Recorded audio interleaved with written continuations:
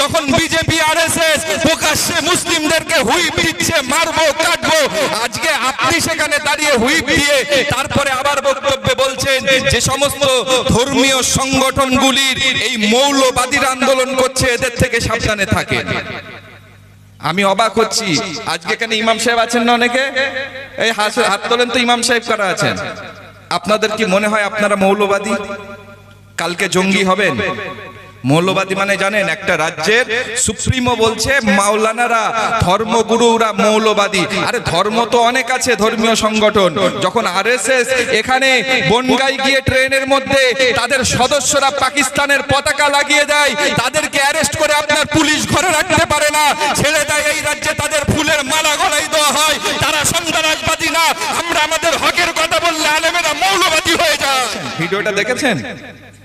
দেখেছেন? যারা দেখেননি আমার কাছ থেকে দেখে নেবেন, আমার পেজে গিয়ে দেখে নেবেন। কেন কথাটা দুঃখের সঙ্গে বলছি, আজ যখন আমি আপনি আমাদের এলাকার ইমাম সাহেব, তারা হচ্ছে আমাদের ধর্মগুরু, আমরা ইমামদের কাছ থেকে কথা শুনি। আপনি আজকে সুপ্রিম একটা সরকারের সিটে বসে এই ইমামদের বলছেন মৌলবাদী, 2500 টাকায় কিনে ফেলেছেন। আর ইমামরাও পুঁজি বটে, কাল গিয়ে আবার দালালি করবে 2500 টাকা নিয়ে, লজ্জাও করে না? আর কেন আপনার গ্রামের লোক খেতে দেয় না? বেশি দেয় তো। আপনি দালালি ছাড়ুন, কেননা শুনুন, এটা কম বাঁচানোর লড়াই। জগন্নাথ মসজিদ মন্দির হবে, মসজিদ কোনোদিন বাংলায় হবে না, বরঞ্চ মসজিদ ভাঙার পরিকল্পনা যারা করছে তাদের থেকেও এক ধাপ এগিয়ে গিয়ে এই সংখ্যালঘু মুসলিমদেরকে পুঁতে ফেলা হচ্ছে। ভালো করে বুঝে রাখবেন আমার কথা। তাই বলি, আজকে রাজ্যের যত বড় সুপ্রিমো হোক, এই মুসলমান জাতি জানে যে কারবালার ময়দানে হযরতে হোসাইন রক্ত দিয়েছে, আল্লাহর নবীর কলিজা টুকরা শহীদ হয়ে গিয়েছে। কেন? সে ইসলামের জন্য লড়াই করেছিল, ইসলামকে জিন্দা করার চেষ্টা করেছে, ইসলামের জন্য শহীদ হয়ে গিয়েছে। আর কারবালা কি ময়দান মে ইসলাম জিন্দা হতা হ্যায়, হযরতে হোসাইন মুসলিমদেরকে শিখিয়ে দিয়ে গিয়েছে। রাজ্যের যত বড় নেতা, যত বড় মন্ত্রী আর যে দলের যেই থাকেন, যদি নরেন্দ্র মোদী খোদ এখানে চলে আসে, এবং শুধু তাই নয়, এই ভারতবর্ষের মুসলিমদের যেমন স্বাধীনতার পথ দেখিয়েছিল, বাঙালিরা স্বাধীন করেছিল এই দেশকে, ভারতকে, এই বাঙালিরা আবারও জানে বাংলা সংস্কৃতি, বাঙালিরা জানে বাংলার ভ্রাতৃত্ব, বাঙালিরা জানে বাংলার সম্প্রীতি। এই বাঙালিরা আবারও একসঙ্গে মিলে আমরা সেই আবার আল্লামা রুহুল আমিন, আমরা কাজী নজরুল, আমরা রবীন্দ্রনাথের বাংলা, এই বাংলা থেকে আবারও আমরা এই লড়াই করে আমাদের কবরস্থান, আমাদের মসজিদ, আমাদের মাদ্রাসা, আমাদের মাজার লড়াই করতে যদি যত বড় সুপ্রিমো এসে বাধা দিক না কেন, মাস্তানি করো না কেন, এই মুসলমান জাতি বসে নেই। এরা কাপড়ের কাপড় রেডি রেখেছে, কবরস্থান বাঁচাবে, নিজেরা মরে বাঁচাবে, ওই কবরেই আমরা ঘুমাবো ইনশাআল্লাহ। যখন আমরা প্রোগ্রাম করে আমাদের অধিকারের কথা বলছি যে মুসলমানরা তাদের মসজিদ বাঁচাবে, কেননা আমরা জানি মানবতার দিক থেকে আইন তৈরি করে আমাদের কাছ থেকে বাবরি মসজিদ কেড়ে নেওয়া হয়েছে। এ মুসলমান জাতি এখনো ভুলে যায়নি। আমরা জানি আমাদের মসজিদ, আমাদের মাদ্রাসা, আমাদের মক্তব কেড়ে নেওয়ার পরিকল্পনা, কবরস্থান কেড়ে নেওয়ার পরিকল্পনা যখন কেন্দ্র সরকার করছে, তখন আমরা যখন আন্দোলন করতে নেমেছি, তখন আরেকজন বলছে আন্দোলন এখানে না, দিল্লি গিয়ে করো। এখন দিল্লি গিয়ে যদি মুসলমানের আন্দোলন করতে হয়, 100 দিনের টাকাটা তো দিল্লি সরকার দেয়, আন্দোলন এখানে কেন করব? কদিন আগে বোলাকে ওষুধের মূল্য বৃদ্ধির জন্য আন্দোলন করতে বললেন, তখন তো দিল্লি থেকে দাম বাড়িয়েছিল ওষুধের, আন্দোলন এখানে কেন হবে? পশ্চিম বাংলার লোক 100 দিনের কাজ করে তাই, ওষুধ খায় তাই, আর আমাদের পশ্চিম বাংলায় বুঝি কবরস্থান আর মসজিদ নেই। আর এই জন্য পশ্চিম বাংলায় মসজিদ নেই ভেবেছেন বলে পশ্চিম বাংলার মানুষের ট্যাক্সের টাকা নিয়ে আপনি একটা ধর্মের জন্য, যেখানে সর্বধর্মের মানুষ ঘুরতে যায় পর্যটন এরিয়ায়, সরকারের টাকায় 400 কোটি টাকা ব্যয় করে মন্দির করে আপনি ইসকনের হাতে তুলে দিয়েছেন। কি বোঝাতে চাইছেন আমরা বুঝি না? হ্যাঁ, আবার তারপরে আপনি মাইকে গিয়ে বলছেন যে পশ্চিম বাংলায় যারা আন্দোলন করবে আমার থেকে খারাপ কেউ হবে না। কি খারাপ দেখাবে? ভোট তো যখন করেন ওই দিনাজপুর, মেদিনীপুর, মুর্শিদাবাদ, দক্ষিণ 24 পরগনা, উত্তর 24 পরগনা, যত মুসলিম এলাকাগুলোতেই তো সব দেখি ভোট হয়, বাকি জায়গায় ভোট তো হয় না। আর এখানে ভোটটা করে যারা, তারা ওই আপনার জন্যে যে গরুগুলো লাথি মারে তারাই কিন্তু ভোটটা করে, ভোট অন্য কেউ করে না। আপনি বলছেন তাদেরকে হুইপ দিচ্ছেন, আমি দেখে নেব আমার থেকে খারাপ কেউ হবে না। আমরা সম্মানের সঙ্গে বলি, আপনি আমাদেরকে সমবেদনা জানিয়েছেন, বলেছেন আমি আপনি পাশে আছি, আমরা ধন্যবাদ জানিয়েছি। কিন্তু আজকে আপনি ক্ষমতায় আছেন, চিরস্থায়ী কেউ হবে? মরতে তো হবে। একটা দল কি দীর্ঘদিন ক্ষমতায় থাকে? ওঠন পড়ন থাকবে, আজ আপনি আছেন কাল থাকবেন না, আইন পরিবর্তন হবে। আমরা চাই আইন পরিবর্তন হোক। আপনি যেমন বলেছেন আমাদের সঙ্গে থাকবেন, আপনি থাকুন, কিন্তু আমরা আপনাকে ধন্যবাদ জানাই, স্বাগতম জানাই, কিন্তু আমাদের এই লড়াই বন্ধ করার কথা বলবেন না। কেননা আমাদের বাপ দাদার রেখে যাওয়া কবরের মাটি বাঁচানোর লড়াইয়ে নেমেছি।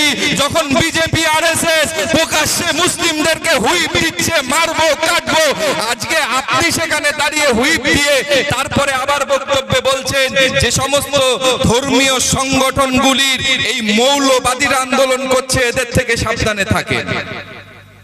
আমি অবাক হচ্ছি, আজকে এখানে ইমাম সাহেব আছেন না অনেকে? এই হাত তোলেন তো, ইমাম সাহেব কারা আছেন? আপনাদের কি মনে হয় আপনারা মৌলবাদী? কালকে জঙ্গি হবেন? মৌলবাদী মানে জানেন, একটা রাজ্যের সুপ্রিমো বলছে মাওলানারা, ধর্মগুরুরা মৌলবাদী। আরে ধর্ম তো অনেক আছে, ধর্মীয় সংগঠন। যখন আরএসএস এখানে বনগাই গিয়ে ট্রেনের মধ্যে তাদের সদস্যরা পাকিস্তানের পতাকা লাগিয়ে দেয়, তাদেরকে অ্যারেস্ট করে আপনার পুলিশ ঘরে রাখতে পারে না, ছেড়ে দেয়, এই রাজ্যে তাদের ফুলের মালা গলায় দেওয়া হয়, তারা সন্ত্রাসবাদী না। আমরা আমাদের হকের কথা বললে আলেমেরা মৌলবাদী হয়ে যায়। এই চক্রান্ত মানছি না, মানবো না। এই দুর্নীতি মানছি না, মানবো না। এই দুমুখনীতি মানছি না, মানবো না। তাহলে আজকে আমরা মৌলবাদী হয়ে গেলাম, মানে চক্রান্তটা বুঝতে পারছেন? শোনেন, আরএসএস বিজেপি গোটা দেশে যখন ক্ষমতায়, মুসলিম মারো, মুসলিম কাঢ়ো, মুসলিম নিধন করো, হিন্দু দেশ বানাও, যখন তারা বলছে, তাদের মুখ থেকে কোনোদিন ওলামাদের সম্পর্কে, আলেমদের সম্পর্কে এই কথা কি ব্যবহার করেছে তারা? আপনারা কোথায় পড়েছেন বুঝতে পারছেন? ভিডিওটা দেখেছেন? দেখেছেন? যারা দেখেননি আমার কাছ থেকে দেখে নেবেন, আমার পেজে গিয়ে দেখে নেবেন। কেন কথাটা দুঃখের সঙ্গে বলছি, আজ যখন আমি আপনি আমাদের এলাকার ইমাম সাহেব, তারা হচ্ছে আমাদের ধর্মগুরু, আমরা ইমামদের কাছ থেকে কথা শুনি। আপনি আজকে সুপ্রিম একটা সরকারের সিটে বসে এই ইমামদের বলছেন মৌলবাদী, 2500 টাকায় কিনে ফেলেছেন। আর ইমামরাও পুঁজি বটে, কাল গিয়ে আবার দালালি করবে 2500 টাকা নিয়ে, লজ্জাও করে না? আর কেন আপনার গ্রামের লোক খেতে দেয় না? বেশি দেয় তো। আপনি দালালি ছাড়ুন, কেননা শুনুন, এটা কওম বাঁচানোর লড়াই ভাই। আমাদের সঙ্গে যে আছে শুধু মন থেকে থাকলে হবে, আমাদের ওই দেখানোর দরকার নেই। আমরা বলিনি যে আমাদের মসজিদ বানিয়ে দাও, আমরা আমাদের অর্থ দিয়ে আমাদের ধর্মীয় স্থান বানিয়ে নেব, আমাদের লাগবে না, আমাদের ইমাম ভাতা লাগবে না।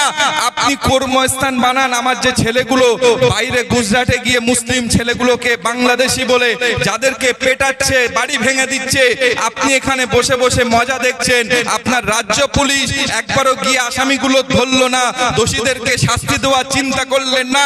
আজকে বাংলার ঘরে আজকে বাঙালি মুসলিমদের কর্মস্থান নেই, আর যে গুজরাটে বাঙালিরা মার খায়, সেই গুজরাটিদেরকে আপনি উড়িয়াদের কেরালিদেরকে এই পশ্চিম বাংলায় 1.5 কোটি যারা আপনার বাইরে থেকে পরিচয় শ্রমিক এসে কাজ করে বাংলার টাকা নিয়ে চলে যাচ্ছে, আর আমাদের ছেলেরা গুজরাটে মার খাচ্ছে।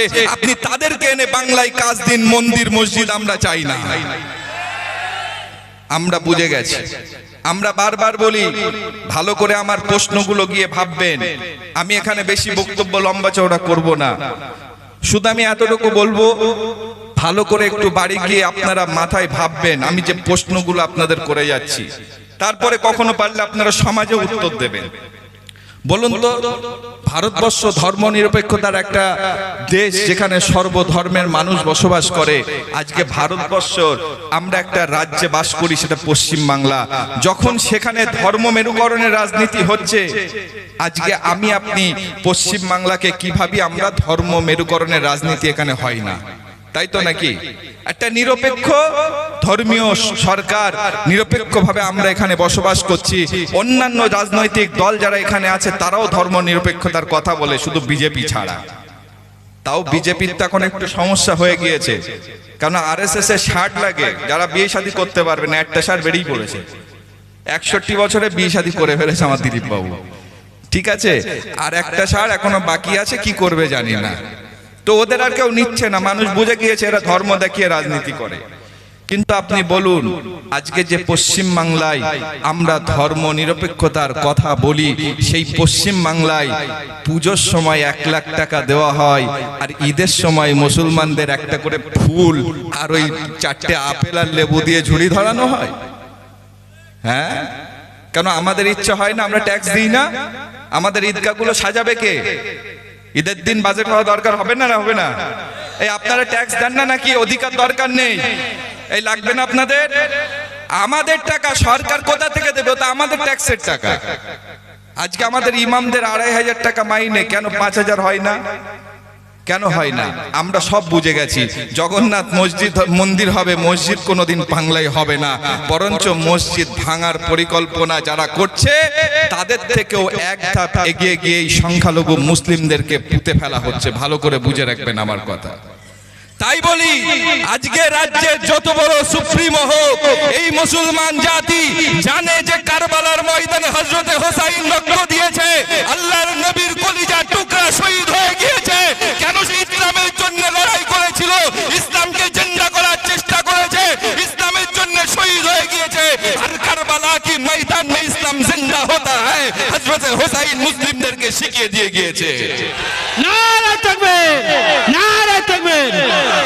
আজকে তাই বলি, আমরা এখানে যারা উপস্থিত হয়েছি, রাজ্যের যত বড় নেতা, যত বড় মন্ত্রী আর যে দলের যেই থাকেন, যদি নরেন্দ্র মোদী খোদ এখানে চলে আসে, এবং শুধু তাই নয়, এই ভারতবর্ষের মুসলিমদের যেমন স্বাধীনতার পথ দেখিয়েছিল, বাঙালিরা স্বাধীন করেছিল এই দেশকে, ভারতকে, এই বাঙালিরা আবারও জানে বাংলা সংস্কৃতি, বাঙালিরা জানে বাংলার ভ্রাতৃত্ব, বাঙালিরা জানে বাংলার সম্প্রীতি। এই বাঙালিরা আবারও একসঙ্গে মিলে আমরা সেই আবার আল্লামা রুহুল আমিন, আমরা কাজী নজরুল, আমরা রবীন্দ্রনাথের বাংলা, এই বাংলা থেকে আবারও আমরা এই লড়াই করে আমাদের কবরস্থান, আমাদের মসজিদ, আমাদের মাদ্রাসা, আমাদের মাজার লড়াই করতে যদি যত বড় সুপ্রিমো এসে বাধা দিক না কেন, মাস্তানি করো না কেন, এই মুসলমান জাতি বসে নেই। এরা কাফনের কাপড় রেডি রেখেছে, কবরস্থান বাঁচাবে, নিজেরা মরে বাঁচাবে, ওই কবরেই আমরা ঘুমাবো ইনশাআল্লাহ। ইনশাআল্লাহ। এই রাজি আছে? লড়াই হবে, ঠিক আছে? আমাদের মুসলিম যাত্রাটা ব্যাং হয়ে গিয়েছে। আমরা ব্যাং দেখবেন যখন পানিতে ব্যাঙের ফ্রাই হয়, কখন আপনারা থাইল্যান্ড যাবেন, ব্যাং ফ্রাই খাওয়া হয়। আমি থাইল্যান্ডে একটা স্ট্রিটে দেখি ব্যাং ফ্রাই হচ্ছে, তা আমি দাঁড়ালাম যে কিভাবে ফ্রাই হয়, জ্যান্ত ব্যাং ফ্রাই হচ্ছে। তো স্টিম হয়, সিদ্ধ হয়। তো সিদ্ধ হচ্ছে এক জায়গায়, একটা পাত্রে গরম পানি দিয়েছে, মানে পানিটা গরম করতে দিয়েছে উনুনে, তার মধ্যে 2টো ব্যাং বসিয়ে দিয়েছে, জ্যান্ত ব্যাং। তো হঠাৎ আমি বলছি, জ্যান্ত ব্যাং না মেরে এইভাবে সারা সিদ্ধ করবে? তারপরে দেখি আস্তে আস্তে পানি গরম হয়, ব্যাং কিন্তু একটু নড়ে, কিন্তু লাফ মারে না। কেন জানেন তো? ব্যাঙের শরীরে একটা ক্ষমতা আছে যে পানি যখন আস্তে আস্তে গরম হয়, ওর বডির সঙ্গে ও অ্যাবজর্ব করে, তখন ও বডির সঙ্গে মেলাতে থাকে। যখন শেষ সময় ও শরীরের সব ক্ষমতা শেষ হতে থাকে, তখন ব্যাঙটা ওই গরম পানি যখন বেশি গরম হয়, ওর বডিতে নিতে নিতে এত গরম হয়ে যায়, ওর এনার্জি লস হয়, ও আর লাফ মারতে পারে না, সিদ্ধ হয়ে মরে যায় ওখানে। তো মুসলমান জাতি আমরা ভাবতে আমাদের সব ঠিক হয়ে যাবে, ঘরে শুয়ে শুয়ে এখন আমরা ব্যাঙের মতো হয়ে গেছি। যদি এখন আমরা লাফ না মারতে পারি, তা পরে ভাববেন আমরা ওই হাড়ির মধ্যে পড়ে আমাদের মরতে হবে। অনেক বক্তা এখানে আমাদের শ্রদ্ধেয় খেয়াল করি কামরুজ্জামান সাহেব তিনি এসছেন, আমাদের মধ্যে আরো অনেকে এসছেন। যাই হোক, আমি লম্বা চওড়া বক্তব্য দেব না, এতটুকু বলবো, ভাবার সময় এসছে। কি আপনারা একমত না? একমত তো? ভাবতে থাকেন, বাকি ভাবনা সময় কথা বলবে। ওয়াকফ নিয়ে লড়াই বন্ধ হয়নি, হবে না। যদি বন্ধ হতো, ভেবেছেন কি ব্রিগেড পাবো না বলে ওয়াকফ লড়াই হবে না? আরে আগামী দিন প্রত্যেক বাড়ির খুঁটির ঘরে ঘরে ডোর টু ডোর ওয়াকফের আন্দোলন হবে ইনশাআল্লাহ। ইনশাআল্লাহ ব্রিগেড লাগবে না, আমরা ময়দানেই কাফি ইনশাআল্লাহ। এই লড়াই আমরা ভাবে, লড়াই আমরা সময় মতো ঠিক বুঝিয়ে দেবো ইনশাআল্লাহ। সকলে ভালো থাকেন, সকলকে বসিরহাট দরবার শরীফের পক্ষ থেকে, আরাফের পক্ষ থেকে সংগ্রামী অভিনন্দন। সকলে সুস্থ থাকবেন, ভালো থাকবেন।